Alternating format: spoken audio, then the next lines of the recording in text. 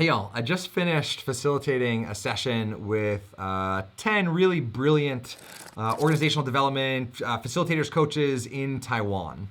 They had bought the We Connect cards and We Engage cards, and through a couple conversations, I said, you know what?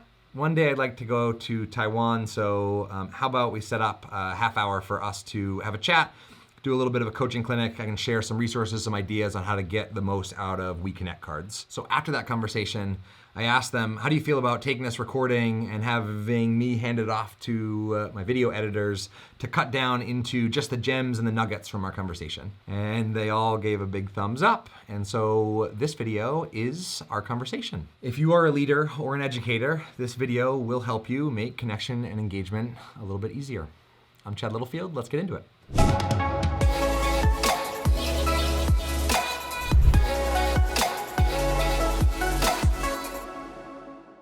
One more note before I introduce you to this lovely group based in Taiwan. Naturally, English was their second language. And so you'll notice in this conversation as I'm sharing, I'm trying to enunciate, and I'm a little bit bad at cutting down my idioms, but I attempted to do that. And so if English is your first language and I'm going a bit slow, feel free to hop on 2x speed and save yourself a couple minutes. What is something you know kind of well, if that makes it easier? Rocky, I can see, there it is. I could see your brain just turning and turning, Rocky. Playing board games. Awesome. So that's my main intention, just to get that out front here. So Ty, I'll default to you if you want to share a little bit about the group and then what you're hoping to get out of our time. And then if anybody else wants to add to that, I'd love to start with your intentions. And if, as Ty is talking, if you want to write your intention in the chat too, rather than speak it, that's also fine. Justina and Joshua, you even changed your Zoom name. I love it. Good to see you, Joshua. Good to see you. So Joshua is actually the person who brought this to our lives. Joshua shared this deck with Justina, and she brought it to our meetup, and we use it as a check-in to just get connected with each other. And we kind of fell in love with the deck of cards, and Rocky just helped us to, all of us to think about how we can use this. And then so I reached out, and when we received the card, Taiwan was in kind of lockdown. So we haven't seen each other in person after we received the deck of cards. So you're right. I did use this really briefly just by holding it up to the camera as an unofficial start.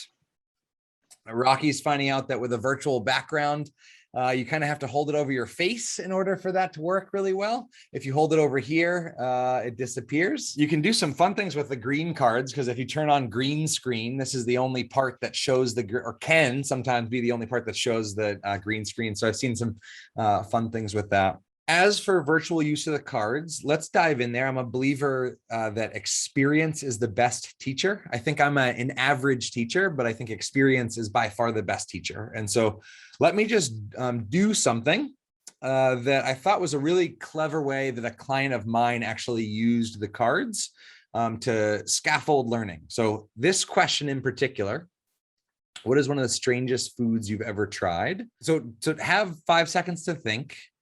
And then I'm going to break a Zoom rule. I'm going to actually ask us to all come off mute. And on the count of 3, I'd love for you to just shout out that food or your answer to this question. And in 3, 2, 1, just go ahead and call out that food. Rabbit.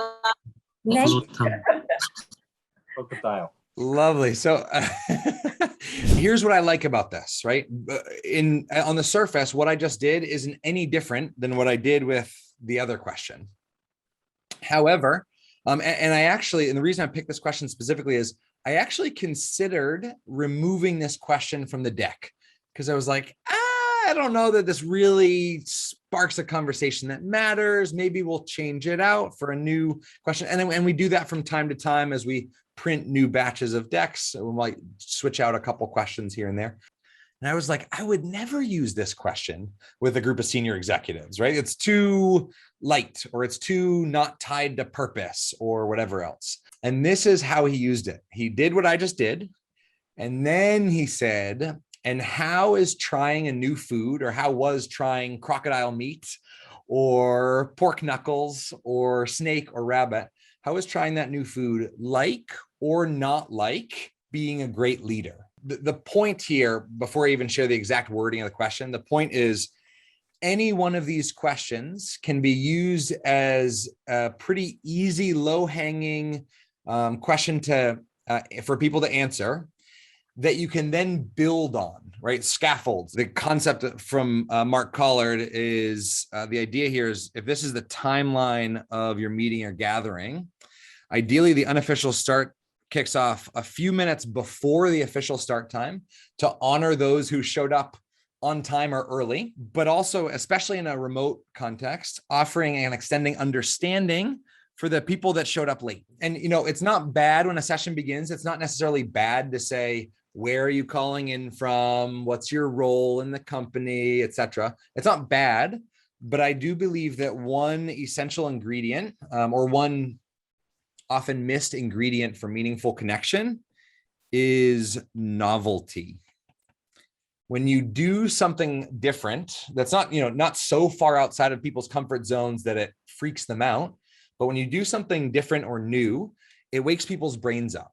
It makes them present. And when people's brains are awake and they're present, they can actually create some connection with each other. I'll try to do groups of about 2 to 3 people. Let's say 2 people. There's only 8 of us here.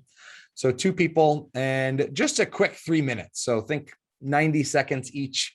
How is trying a new food like or not like being a leader? I rolled rabbit, but I'm kind of lying because I tried to try it. But I was in Beijing with my dad and his friends, and it's like a big, like a huge table with 20 people, and they serve a bowl of rabbit. I was born in the year of rabbit. So I was like, I don't want to do this. And I kind of I have a piece in my plate, but I didn't taste it. I love popcorning out responses. And so that's what I'd love to do right now. I'm going to ask you all one question.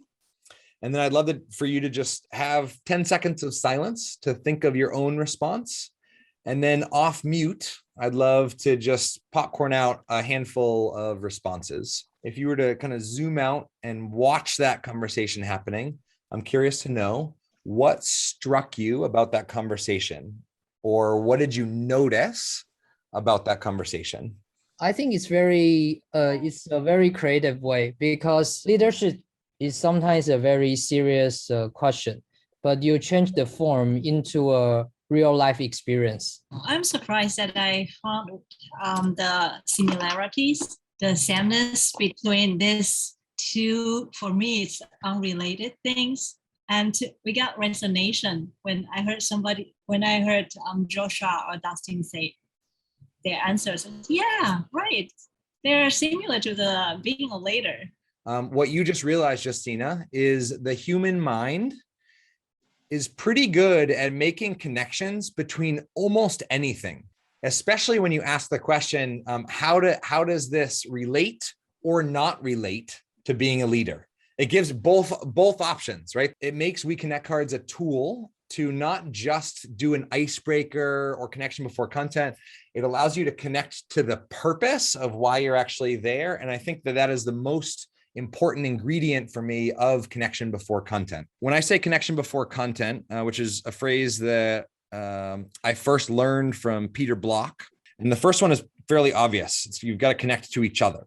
The second one is almost always missed by an icebreaker. And that is, it's got to connect to the purpose. And then the third criteria is it at least has to create the choice for authenticity or vulnerability. For me, big words that mean tell the truth. I'll share one more tip with the deck, which is we designed the deck to infuse lots of choice in the types of conversations that people have. A couple ways that happens. One, you've probably noticed the cards are color coded. So you can invite people, even virtually. I will sometimes hold up the color code and say, green cards are this, purple cards are this, blue cards are this.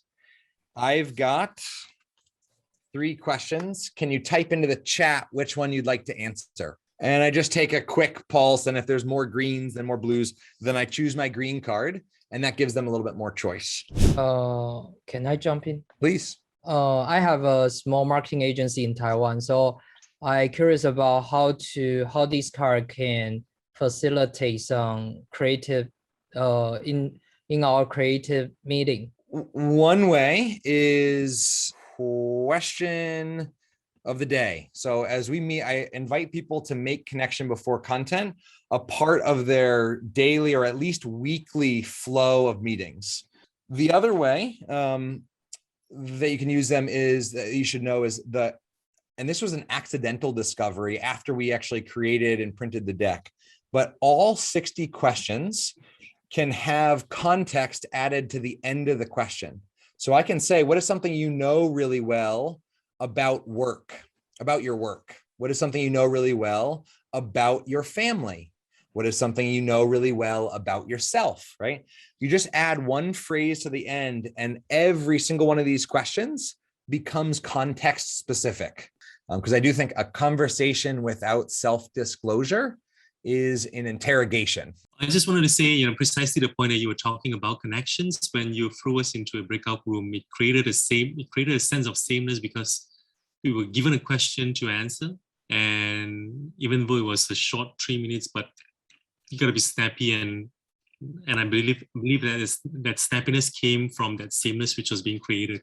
I will share. I'm going to toss a link in. I know I started to draw. Where are we here? This timeline in session. One of the more popular sessions that I'll lead is focused on 5 ingredients for virtual engagement. I literally write down 1 through 5. And when I design a workshop, and because of this framework, I can design a 3-hour workshop in 20 minutes because I just say, what's the unofficial start going to be?